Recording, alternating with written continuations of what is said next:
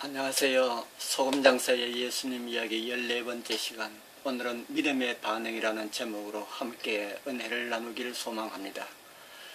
먼저 성경 말씀 한 절 봉독해 드립니다. 누가복음 1장 38절입니다. 마리아가 가로되 주의 계집종이 오니 말씀대로 내게 이루어지이다 하매 천사가 떠나가니라. 우리는 지난번 드린 말씀에서 천사가 마리아에게 전한 놀라운 소식에 의하여서 마리아는 두려워하였고 놀란 모습을 함께 살펴보았습니다. 마리아는 천사의 이야기를 듣고 여러 가지 반응을 나타낼 수가 있었을 것입니다. 여러분들은 천사가 그런 소식을 전하여 주었다면 여러분들은 어떤 반응을 보였겠습니까?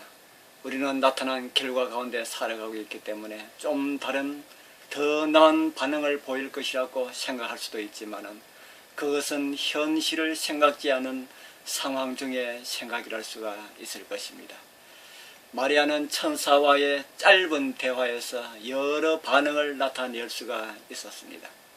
지극히 정상적인 반응 중에 하나는 이런 것일 것입니다. 지금 절 바보로 아십니까?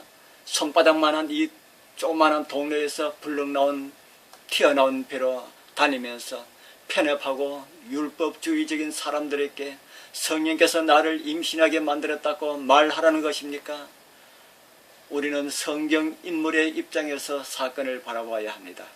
성경 인물은 우리의 본질적으로 다른 사람들이라고 그들은 무슨 일이든지 겪을 수 있다고 우리는 쉽게 생각을 합니다. 그러나 이것은 잘못된 생각입니다. 성경적이지 않습니다. 진정한 말씀의 의미를 깨달으려면 우리 자신이 그 이야기 속으로 들어가야 합니다.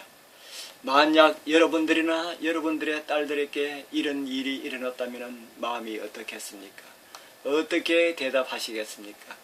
신학자 필립 얀시는 이렇게 말합니다. 뱃속에서 하나님의 아들이 발길질 할 때마다 마리아는 천사의 말을 얼마나 많이 되시겠을까요? 약혼녀가 몸이 달라져가는 모습이 그대로 다 드러나는 작은 동네에 살면서 요셉은 천사와의 만남이 혹시 잘못된 꿈은 아닐까라고 얼마나 많이 되물었으며 수치를 견뎠을까요? 또한 말콤 머그리지라고 하는 사람은 이렇게 말을 합니다. 오늘날은 가족계획 상담소 등을 통해서 가족에게 불명예되는 실수들을 쉽게 지울 수 있는 길이 있었으므로 요즘 같은 세상에 마리아처럼 황당한 일이 발생했다면 예수의 탄생이 허용되지 않았을 것이다. 마리아의 임신은 태아의 아버지도 모르는 심각한 상황이었기 때문에 분명히 낙태 사례가 되었을 것이다. 더군다나 성령께서 함께하신 결과로 임신했다고 말한다면 마리아는 정신과 치료가 필요하다고 지적을 받았을 것이다. 따라서 아이를 낙태시켜야 한다는 의견이 더 확실한 지지를 받았을 것이다. 그러므로 우리 시대는 아마 그 어느 때보다 메시아가 더 필요하지만 너무나 인도적이기 때문에 이런 아이가 태어나도록 용인하지 않았을 것이다. 여러분들은 그런 생각이 들지 않습니까? 이것이 정상적인 반응이었을 것이라는 생각이 들지 않습니까? 그러므로 자신을 하나님의 종이라고 고백하고 하나님을 주님으로 모실 때에 생기는 고통을 맞을 준비가 되었던 마리아의 믿음에 대해서 우리는 영원히 감사해야 될 것입니다. 그 아들을 영접하고 그를 믿는 믿음 안에서 살아갈 모든 사람에게 마리아는 모범이 되었습니다.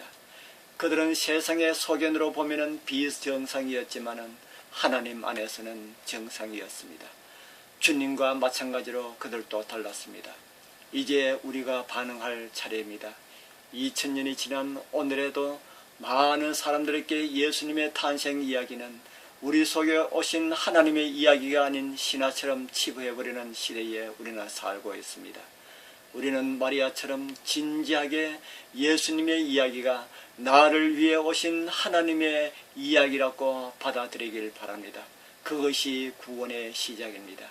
마리아처럼 마음을 열고 말씀대로 이루어짐을 믿습니다 라고 확신하는 반응을 보이게 되길 축복합니다.